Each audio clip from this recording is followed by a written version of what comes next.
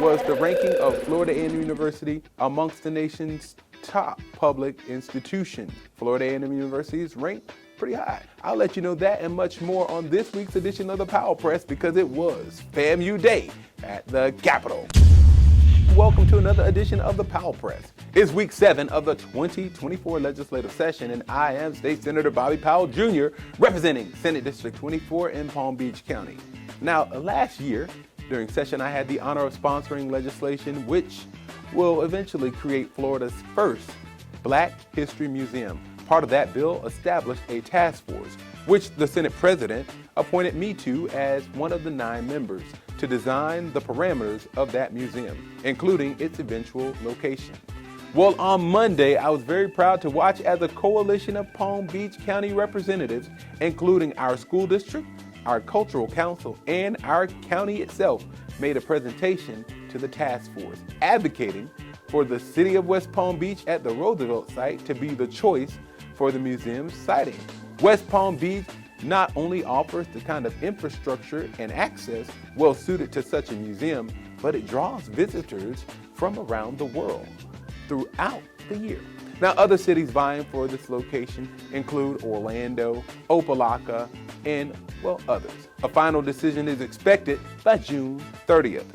Well, on Tuesday, legislation that would significantly impact pretrial detention made a sudden appearance before the Appropriations Committee on Criminal and Civil Justice. Now, I could not support this bill and voted no on the measure because I feel that it would likely be found unconstitutional if it does make it into the state's law.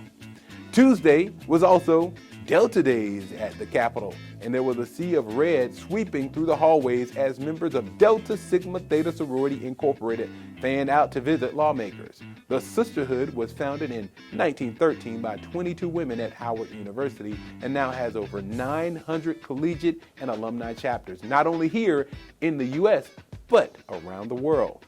Now, Tuesday was also an opportunity for me to meet with Mr. Michael Woods, who is a teacher from Palm Beach County, to express some of his interest in this year's legislature.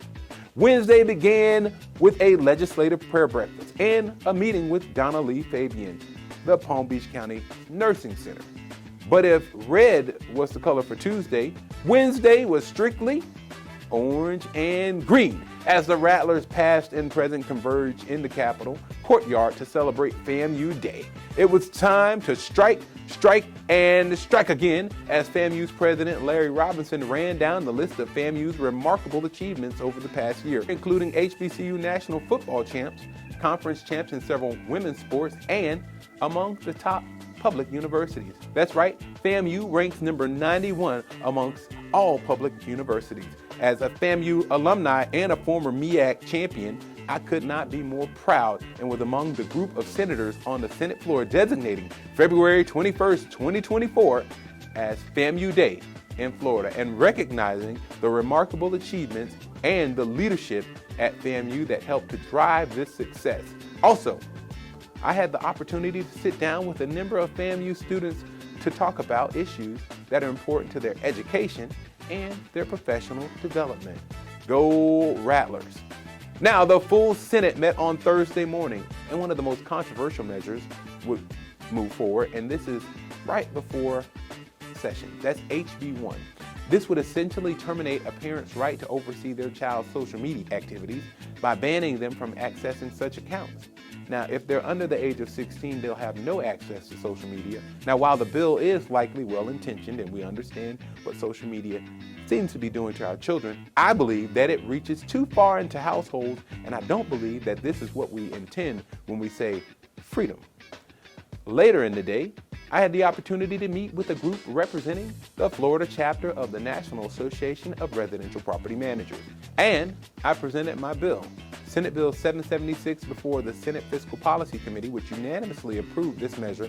This bill would prevent certain victims of human trafficking from being denied emergency cash assistance through temporary assistance for needy families and supplemental nutrition assistance programs.